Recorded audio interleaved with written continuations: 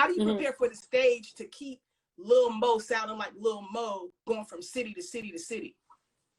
That's a good question. Honestly, now with phones, you can check the weather. So you already know that, all right, if I got to do a show here and it's chances of rain, the humidity might dry my vocal cords, or it may moisten it, or it may take my whole voice away. So what I'm going to do is the night before, after, if I had to do something the night before, I'm not going to talk for this amount of hours, but I'm not going to be totally silent, and I'm not going to whisper, because people think, oh, I got to sing.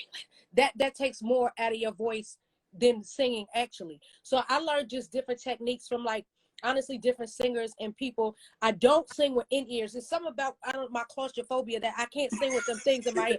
I don't be wanting to hear myself. Honestly, all I want to do is be able to hear myself in the mic enough so I can make sure that I'm on key. I don't want to hear myself sing. That's why people like, how do you?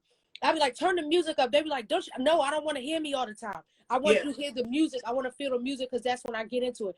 But it's something about in-ears, and I know that might be what Faith is talking about. A lot of people wear them, but it's just like sometimes if one thing go wrong in them things, I'm like, I remember I had some on.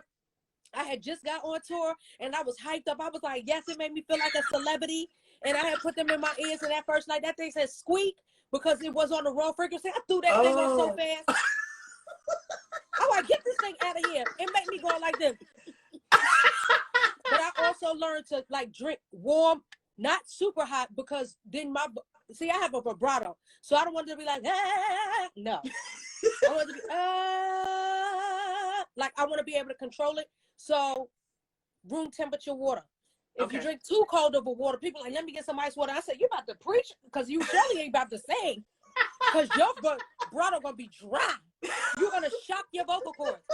And the way I learned that is because my godfather in North Carolina, he's a preacher, but he always sings, and his organist goes in. So he was like, give me room temperature water before I go minister for the people, because I don't want my vibrato to be shaky, and I don't want it to be stiff. Like when I say, people like, because I don't want to sound tacky. Ooh, that's just tacky. But look, he know his gift. He know what he needs. He know his limits, and he know his strengths, and that's one thing about me. So I know that drinking room temperature water. I don't drink soda anymore. Now, you know what I do drink to trick my mind to make it think it's a soda? I love sparkling waters. And those are because they don't have no calories. It's the sugar that's in the soda. Like, sugar will tear you up. It'll tear your skin up. It'll tear your throat up. It'll tear your hips up. Everything will be all over the place. So honestly, you have to, your intake, whatever you're taking in, even to the air you breathe, whoever you're around, you got to make sure that it's conducive to what's going to get the best sound out of your instrument. Because just like a trumpet, a saxophone, or anything else, to keep it well oiled. So it's you just have to make sure that you're doing the right thing.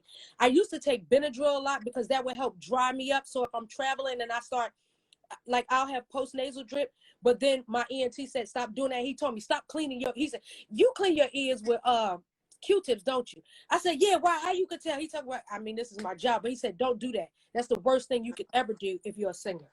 Wow. So digging, you mess it up.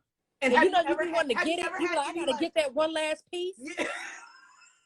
Leave that one last piece alone. And you never had like polyps or anything on your And I'm so, nope, never. I don't have anything. The only thing he said I may have, but it's not even severe, because from years of listen, like, he's like, do you ever hear a ringing noise in your ear? And I'm like, yeah, all the time. He was like, from years of listening to loud music and probably squalling, it's like, it causes, it's like not a friction, but it causes like some tension. So there's ways